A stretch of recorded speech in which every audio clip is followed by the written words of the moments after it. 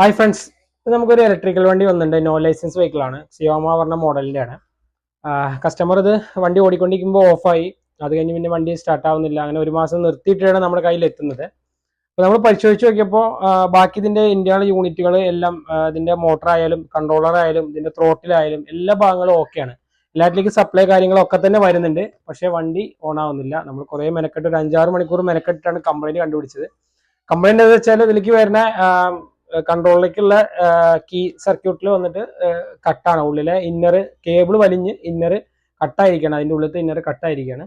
പക്ഷെ നമുക്ക് പെട്ടെന്ന് കണ്ടുപിടിക്കാൻ കഴിഞ്ഞില്ല. കാരണം നമുക്ക് പവർ സപ്ലൈ എല്ലാം തന്നെ വരുന്നുണ്ടായിരുന്നു. വണ്ടി സ്റ്റാൻഡിൽ നിന്ന് ഇറക്കി കഴിഞ്ഞാൽ ചില സമയത്ത് ഇളകുന്ന സമയത്ത് വണ്ടി അപ്പോൾ അത് വലിയും, പിന്നെ സപ്ലൈ വരില്ല, അങ്ങനെ വണ്ടി ഓടില്ല. അങ്ങനെ ഒരു കണ്ടീഷനിലായിരുന്നു.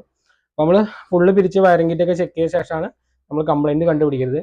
അപ്പോൾ സത്യത്തിൽ കസ്റ്റമർ ഓടിക്കൊണ്ടിരിക്കുമ്പോൾ അതിന്റെ കേബിള് ഇതിന്റെ വയറിംഗ് കിറ്റ് പോകുന്ന താഴ്ഭാഗത്തോടുകൂടെയാണ്. അതവിടെ വലിഞ്ഞിട്ടാണ് ഇത് പൊട്ടിയിരിക്കുന്നത്. അപ്പോൾ ഈ ഇലക്ട്രിക്കൽ വണ്ടി യൂസ് ചെയ്യുന്ന ആളുകൾ പ്രത്യേകം ശ്രദ്ധിക്കുക. വയറിംഗ് സർക്യൂട്ട് വളരെ പ്രധാനപ്പെട്ടാണ്. അപ്പോൾ നമ്മൾ കല്ലിലേക്കോ മറ്റ് വലിയ ഭാഗങ്ങളിലേക്കൊക്കെ പോകുന്ന സമയത്ത് അടിഭാഗം തട്ടാതെ പ്രത്യേകം എടുത്തു പോകാൻ ശ്രമിക്കുക. അല്ലെങ്കിൽ ഇങ്ങനത്തെ ചിലപ്പോൾ ഇതിൽ വയർ അങ്ങോട്ടും ഇങ്ങോട്ടും മാറി ഷോർട്ടായി കഴിഞ്ഞാൽ തന്നെ അതിന്റെ കൺട്രോളർ യൂണിറ്റ് ഒക്കെ അടിച്ചു പോകുന്ന സ്ഥിതിയിലേക്ക് പോകും.